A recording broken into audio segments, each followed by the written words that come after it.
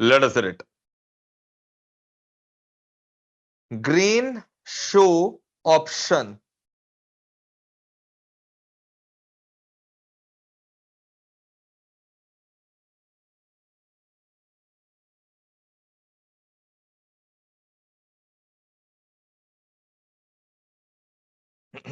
सुनिए जनाब, green show option,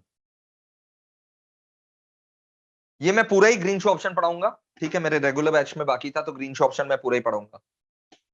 पहले इसका नाम हरा जूता क्यों होता है सर, ये बता दो। ग्रीन शो एक अमेरिका का कंपनी था, अमेरिका का एक कंपनी था जिसका नाम था ग्रीन शू।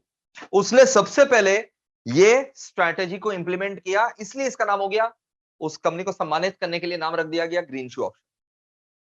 समझ में आया? समझ में आया? एक्चुअल में इसका नाम है price stabilizing mechanism. Price stabilizing mechanism.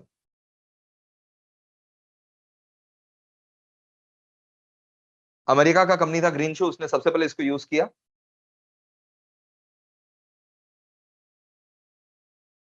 इसीलिए इसका नाम रख दिया गया green shoe option. Price stabilizing mechanism is also called green shoe option. अब मैं रफ वर्क कर रहा हूं, ठीक है, मैं लिखवा दूंगा इसको पॉइंट वाइज। अभी तुम जो है ना, रफ वर्क को पहले समझो, पहले कंसेप्ट को समझो। जब भी कोई भी कंपनी आईपीओ लेकर के आता है तो उसके मन में, पता है, प्रमोटर के मन में यही डर रहता है कि पब्लिक चोर नहीं बोल दे। क्योंकि आईपीओ प्राइस, आईपीओ में तो हम लोग प्राइस खुद से वैल्यूअर से वैल्यू वगैरह करवा लेते हैं। मान लो आईपीओ में मैंने प्राइस वैल्यूएशन करवाया 100 रुपया पर शेयर, 100 रुपीज पर शेयर, मतलब मैं पब्लिक को शेयर इशू करूंगा 100 रुपया पर शेयर में।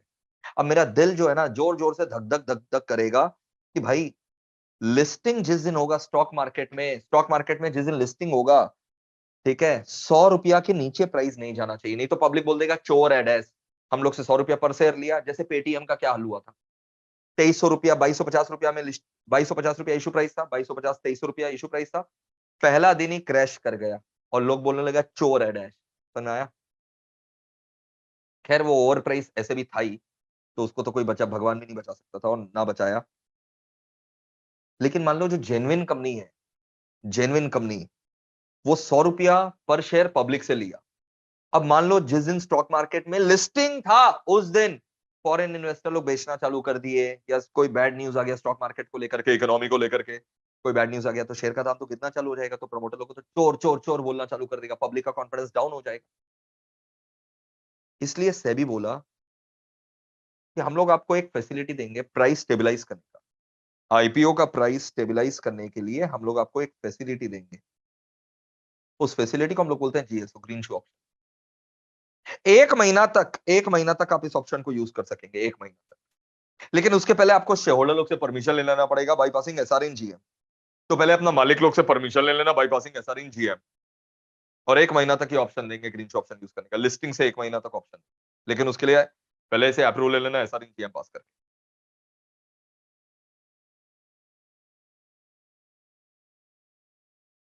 अब ये है क्या, ये फैसिलिटी है क्या?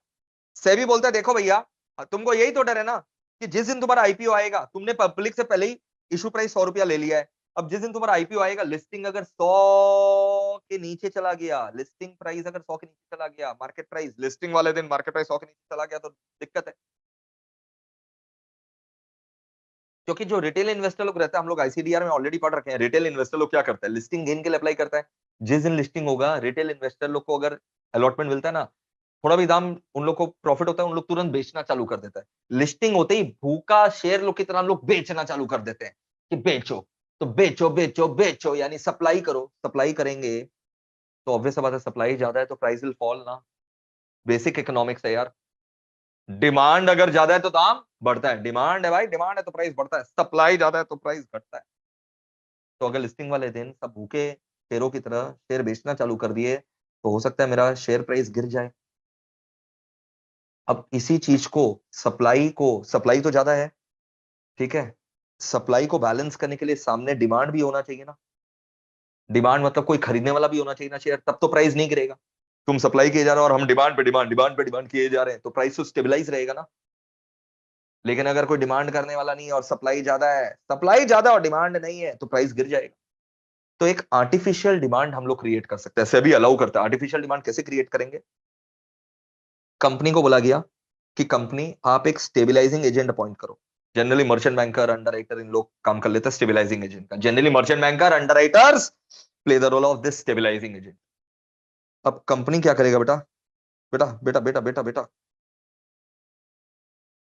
कंपनी जो है ना आईपीओ के पहले एक स्टेबलाइजिंग एजेंट अपॉइंट कर देगा। ठीक है कि भैया तेरे को प्राइस स्टेबलाइज करना है। कैसे, सुन, कंपनी मान लो से for example IPO 1 lakh share का ला रहा है 100 रुपया पर, अरे कंपनी आईपीओ 1 लाख शेयर का ला रहा है 100 रुपया पर share. Company IPO 1 lakh share का ला रहा है 100 रुपीज पर शेयर। ठीक है, कंपनी क्या करेगा, स्टेबलाइजिंग एजेंट को मैक्सिमम 15% शेयर, कंपनी जो है ना स्टेबलाइजिंग एजेंट को मैक्सिमम 15% शेयर खरीदने का छूट दे देगा। ठीक है, चलो मैक्सिमम 15% यानी कितना हो गया, 1 लाख शेयर का अगर हम आईपीओ ला रहे हैं तो मैक्सिमम 15% हो गया 15,000 शेयर। कंपनी 1 लाख शेयर खुद से इशू कर रहा है आईपीओ में, और उसका 15% यानी 15,000 शेयर, मैक्सिमम 15,000 शेयर से तुम प्राइस स्टेबलाइज कर सकते हो। ये 15,000 शेयर कंपनी प्रमोटर से एक बार बोरो करेगा। आई रिपीट, कंपनी प्रमोटर से बोरो करेगा 15,000 शेयर। ठीक है, और पब्लिक को ना ओवर अलॉट करेगा, पब्लिक को ओवर अलॉट। बात था 1 लाख शेयर इशू करने का, कंपनी खुद से 1 लाख शेयर इशू कर रहा है, उसका 15% मैक्सिमम यानी 15,000 शेयर प्रमोटर से एक बार बोरो कर लिया। सर प्रमोटर क्यों देगा, क्योंकि प्रमोटर को अपना इज्जत बचाना है कंपनी का।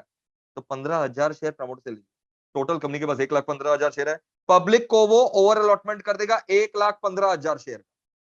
1 लाख शेयर का तो आईपीओ ही था, और उसका 15% एक्स्ट्रा 15,000 शेयर प्रमोटर से बोरो कर लेगा। प्रमोटर के पास तो पहले से शेयर होगा, 15,000 शेयर बोरो कर लेगा, टोटल 1,15,000 शेयर पब्लिक को इशू कर दिया। अब जो 1,15,000 शेयर पब्लिक को इशू किया ना, कितना रुपया में, 100 रुपया में, उसका 1 लाख शेयर का जो 100 रुपया है, 1 लाख शेयर का 100 रुपया जो है, वो कंपनी ने 1,15,000 शेयर इशू कर डाला पब्लिक को। तो 1 लाख शेयर 100 रुपया जो है 100 लाख, वो तो कंपनी यूज कर सकता है, कोई दिक्कत नहीं है। एक्स्ट्रा 15,000 शेयर जो हम लोग प्रमोटर से बोरो करके पब्लिक को अलॉट किए थे, प्रमोटर से बोरो करके पब्लिक को अलॉट किए थे, एक्स्ट्रा 15,000 शेयर 100 रुपया करके 15 लाख रुपया, ये हम लोग को जीएसओ बैंक अकाउंट में डिपॉजिट करना पड़ेगा। Green show option bank account खोलना, एक डेजिग्नेटेड बैंक अकाउंट खोलना पड़ेगा, green show option bank account, 15 lakh रुपया। अब आईपीओ वाले दिन जिस बात का डर था वही बात हो गई। आईपीओ वाले दिन जिस बात का डर था वही बात हो गया। मान लो से फॉर एग्जांपल 90 रुपया चला गया price, 90 rupees per share. Oh my God, IPO वाले दिन प्राइस कितना रुपया चला गया, जिस दिन आईपीओ लिस्ट हुआ, हम लोग पब्लिक से 100 रुपया लिए थे, लेकिन पब्लिक धड़ाधड़ बेचने लगा और दाम गिर करके 90 रुपया हो गया, 90 रुपीज पर शेयर हो गया। अब तो प्राइस स्टेबलाइज करना पड़ेगा ना। आईपीओ प्राइस 100 रुपया के नीचे चला गया मार्केट प्राइस, आईपीओ प्राइस कितना था 100 रुपया, मार्केट प्राइस 90 रुपया चला गया। अब स्टेबलाइजिंग एजेंट क्या करेगा, आर्टिफिशियल डिमांड क्रिएट करेगा। Stabilizing agent artificial demand create करेगा शेयर खरीद करके, मैक्सिमम 15,000 शेयर ही खरीद सकता है, उससे ज्यादा नहीं, मैक्सिमम 15,000 शेयर खरीद सकता है।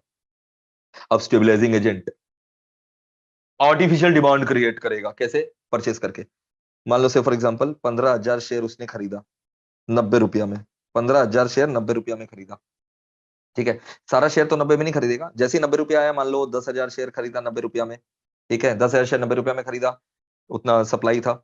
फिर जो है लगभग समझ लो 5,000 शेयर जो है 99 रुपया में खरीदा, और फिर दाम 100 रुपया पहुंच गया। जब जब दाम 100 रुपया पहुंच गया या उसके ऊपर पहुंच गया, तो जो आर्टिफिशियल डिमांड क्रिएट करना था कर दिया, प्राइस स्टेबलाइज कर दिया।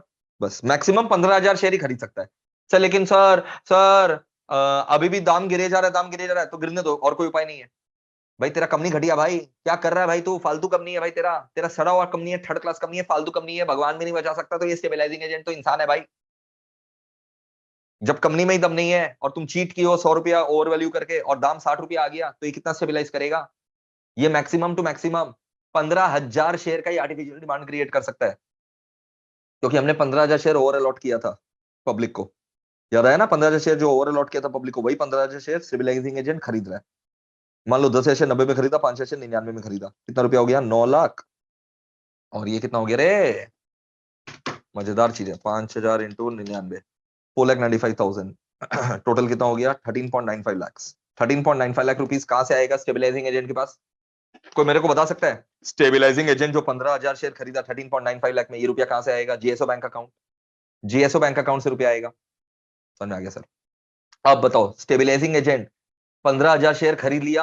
अब ये 15,000 शेयर पता है स्टेबलाइजिंग एजेंट क्या करेगा? प्रमोटर को लौटा देगा। उसी से बोरो किया था ना हम लोग, तो ये 15,000 शेयर स्टेबलाइजिंग एजेंट प्रमोटर को लौटा देगा। अच्छा, जीएसओ बैंक में अब कितना रुपया पड़ा है? 15 लाख में से तो खाली 13.95 लाख ही यूज हुआ, मतलब 1.05 लाख रुपीज, 1,05,000 अभी पड़ा हुआ है। ये तो कंपनी का प्रॉफिट हो गया। नहीं नहीं नहीं, ओ स्टेबलाइजिंग एजेंट ना, प्रमोटर ना, ये ले लेगा सेबी, ये ले लेगा सेबी अपने इन्वेस्टर एजुकेशन प्रोटेक्शन फंड में। ठीक है, 1.05 लाख सेबी ले लेगा अपने इन्वेस्टर एजुकेशन प्रोटेक्शन फंड में। मक्खन की तरह समझ में आ गया सर। सर मान लीजिए ना, हम लोग जो डर रहे थे ना वो डर हुआ नहीं, मतलब 100 रुपया हम लोग आईपीओ प्राइस था, लिस्टिंग हुआ है 200 रुपया में, लिस्टिंग हुआ है 200-250 रुपया में, तब तो तुमको प्राइस स्टेबलाइज करने का दरकार ही नहीं है, तब प्राइस स्टेबलाइज करने का दरकार ही नहीं है ना।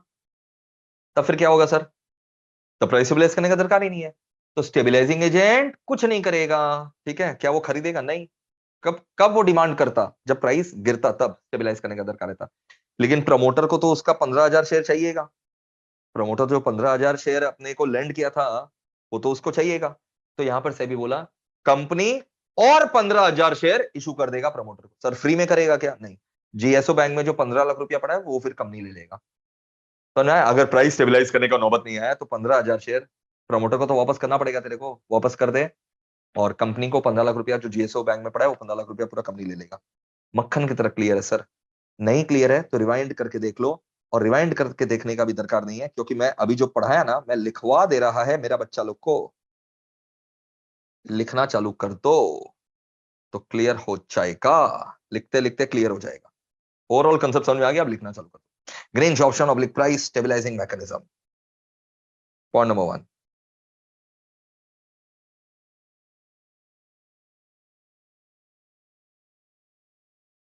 इट इज अ प्राइस, फटाफट लिखो, it is a price stabilising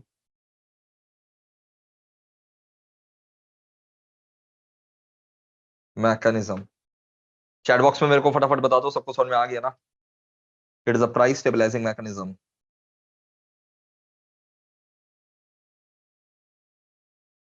in which company over allots to public to the extent of 15% of issue size,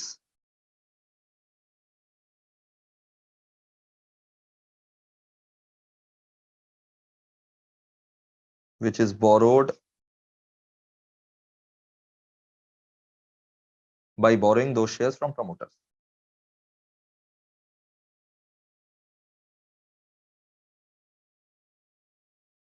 अभी लिखते लिखते डबल बार समझ में आ जाएगा।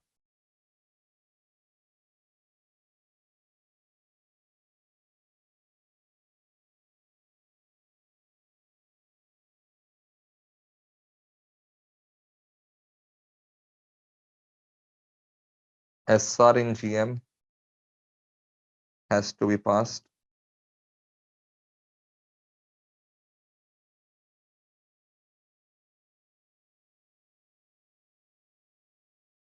for doing this.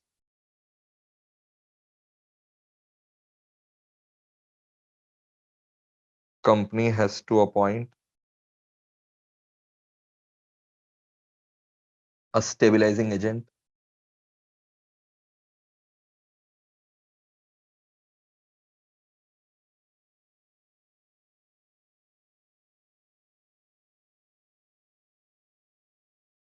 कौन रहता है stabilizing agent? Generally a merchant banker और underwriter.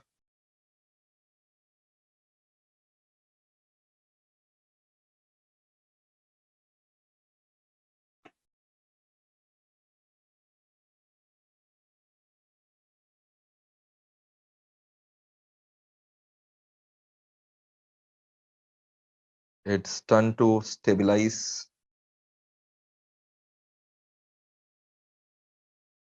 the IPO price at the time of listing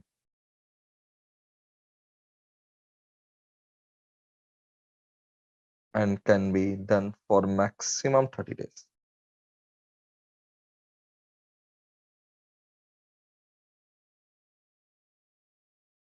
from listing.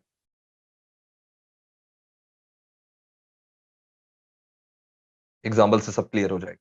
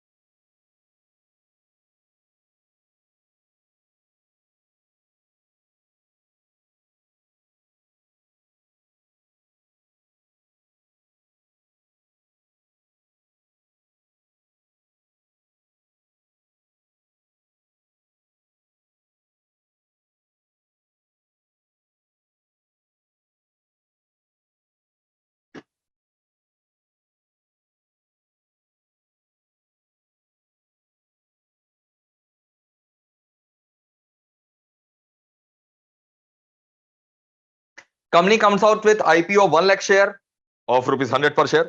It has appointed stabilizing agent to stabilize price if it falls below rupees 100 on listing. Listing वाले दिन 100 से कम हो गया है, वहां से 30 दिन तक प्राइस संभाल कर रखना। अब देखो क्या होगा। स्टेप 1, स्टेबलाइजिंग एजेंट को ऐसे लिख दे रहे हैं, ठीक है। Stabilizing agent will borrow 15% of 1 lakh shares, 15,000 shares from promoters। Sir उसके पास, प्रमोटर के पास नहीं है, तब नहीं होगा, जितना है उतना ही कर सकोगे।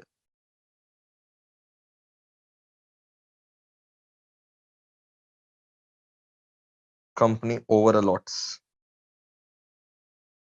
That is a lots 1 lakh share तो था ही आईपीओ, 15,000 शेयर प्रमोटर से बोरो कर लिया, 1,15,000 शेयर पब्लिक को अलॉट कर देगा। Allots total 1,15,000 shares to public at कितना रुपया, 100 पर share.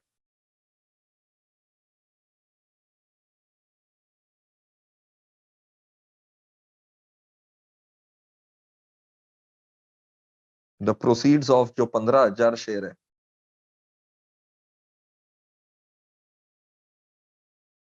15 lakh will be kept in green shoe option bank account, GSO bank account।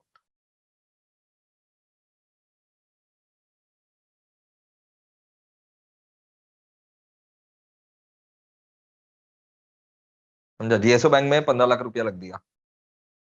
Actual plan तो 1 लाख शेयर इशू करने का ही था, 100 रुपया करके। वो रुपया आप कम नहीं, अलॉटमेंट के बाद कम नहीं यूज कर सकता, लेकिन जो ओवर अलॉटमेंट किया 15,000 शेयर का प्रमोटर से लेकर के, 15,000 शेयर 100 रुपया करके 15 लाख, वो जीएसओ बैंक में रख के रखो, ताकि स्टेबलाइजिंग एजेंट ये 15 लाख रुपया को यूज कर सके आर्टिफिशियल डिमांड क्रिएट करने के लिए। Step 4, on listing if market price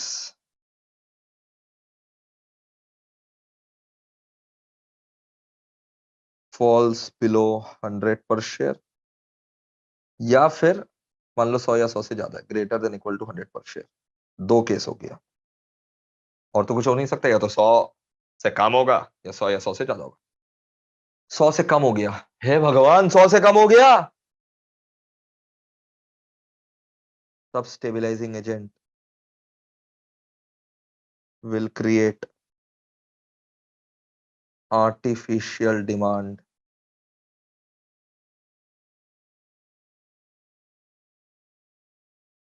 stabilizing agent will create artificial demand by buying stabilizing agent will create artificial demand by buying shares from market, buying shares from market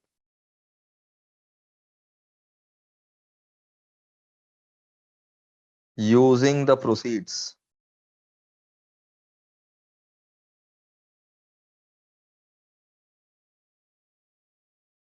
of GSO bank account, using the proceeds of GSO bank account,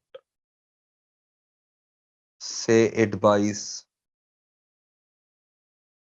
15,000 share से ज्यादा तो by कर नहीं सकता, ये तो maximum है।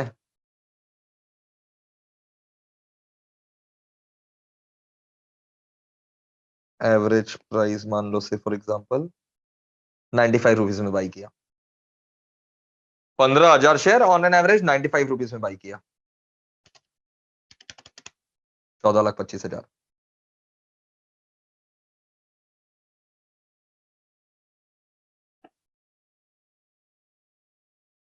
which will help to increase the market price.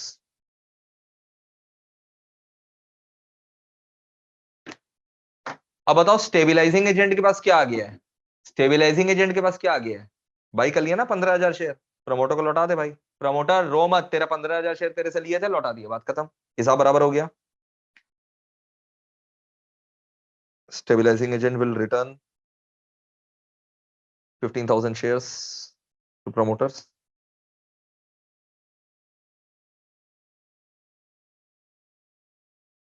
Money left in GSO bank account.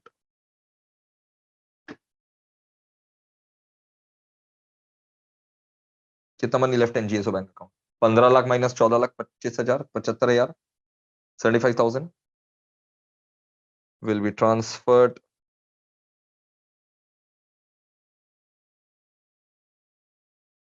to SEBI का इन्वेस्टर एजुकेशन प्रोटेक्शन फंड।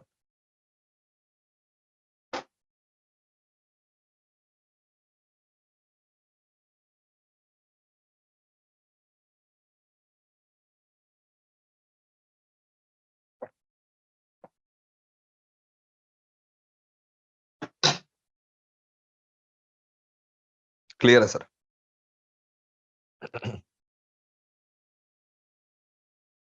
और अगर 100 रुपया से ज्यादा ही दाम चल रहा था तब तो स्टेबलाइजिंग एजेंट परचेस करेगा नहीं, 100 रुपया से अगर ज्यादा दाम ऑलरेडी चल रहा था तो परचेस नहीं करेगा, will not purchase any share. तो फिर प्रमोटर से जो 15,000 शेयर हम लोग लिए थे, बोरो किए थे, वो कैसे लौटाएंगे? नया 15,000 शेयर कंपनी इशू करेगा। Company shall issue new 15,000 shares. Company shall issue new 15,000 shares. Company shall issue new 15,000 shares किसको? किसको? स्टेबलाइजिंग एजेंट को।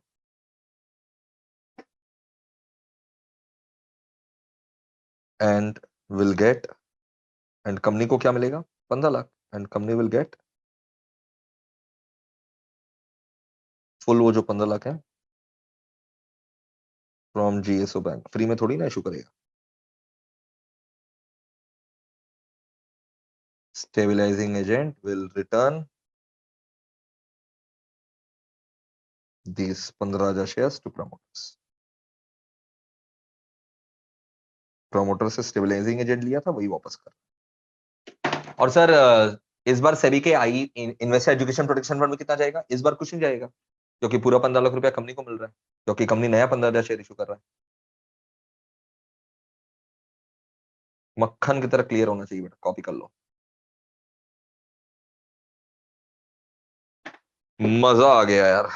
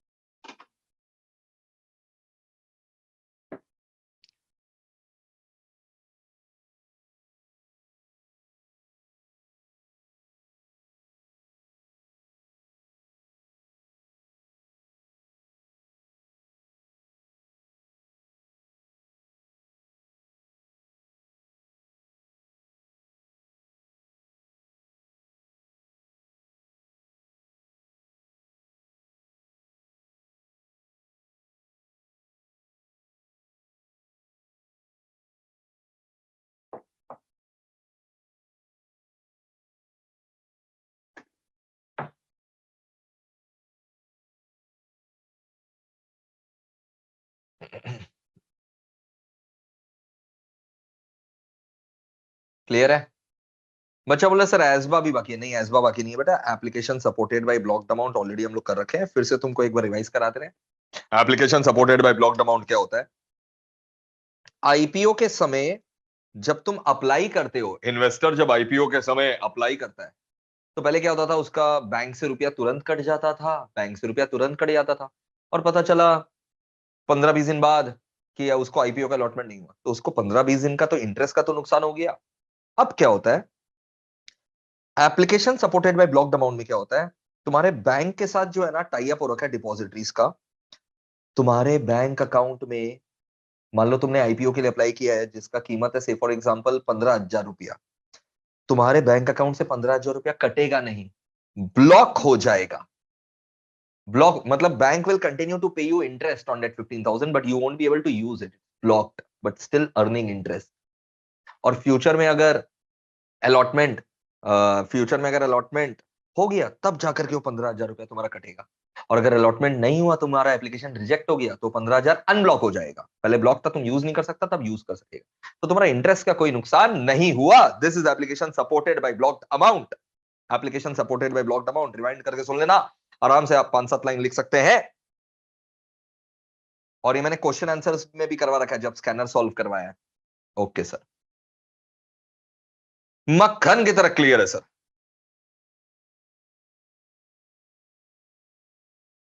मक्खन की तरह क्लियर है।